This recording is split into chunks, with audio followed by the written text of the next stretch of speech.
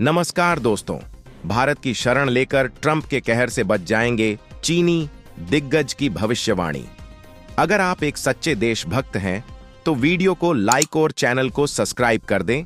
जाने माने निवेशक मार्क मोबियस का मानना है कि अमेरिकी राष्ट्रपति डोनाल्ड ट्रंप के ऊंचे टैरिफ से ग्लोबल ग्रोथ में गिरावट नहीं आएगी। कंपनियां अपनी कीमतों को एडजस्ट कर लेंगी। लोग कीमतों में मामूली बढ़ोतरी को स्वीकार कर लेंगे। चीन भी ट्रंप की टैरिफ नीतियों से खुद को बचा लेगा। इसके लिए उसके पास कई जुगाड़ हैं।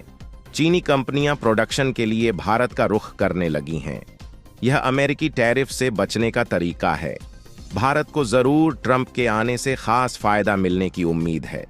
मार्क मोबियस के मुताबिक वह बहुत अच्छी स्थिति में है। मार्क मोबियस ने कहा है कि ट्रंप के दूसरे कार्यकाल में वैश्विक विकास बेहतर होगा।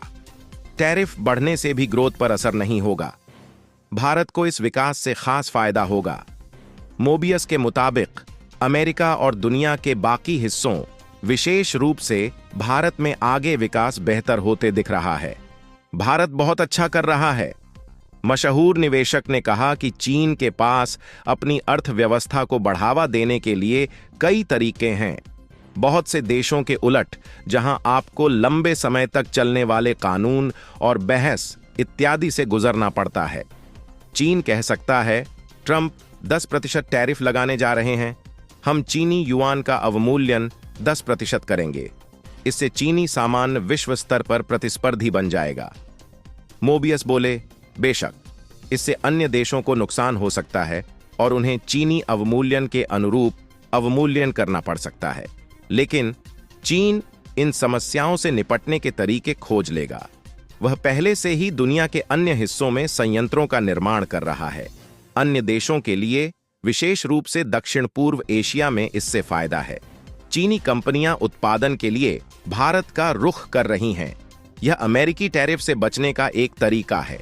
मार्क मोबियस ने कहा, मुझे नहीं लगता कि चीन को बहुत अधिक नुकसान होने वाला है, क्योंकि वे ट्रंप प्रशासन जो कर रहा है उसके साथ तालमेल बैठाने में सक्षम होंगे। मोबियस ने आगे कहा कि जो होगा वह यह है कि चीन में high labour input manufacturing Bharat और दुनिया के अन्य हिस्सों में चली जाएगी।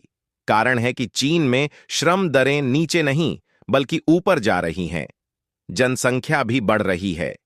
तो इन फैक्टरों का कॉम्बिनेशन आगे जाकर भारत के लिए बहुत फायदेमंद होगा।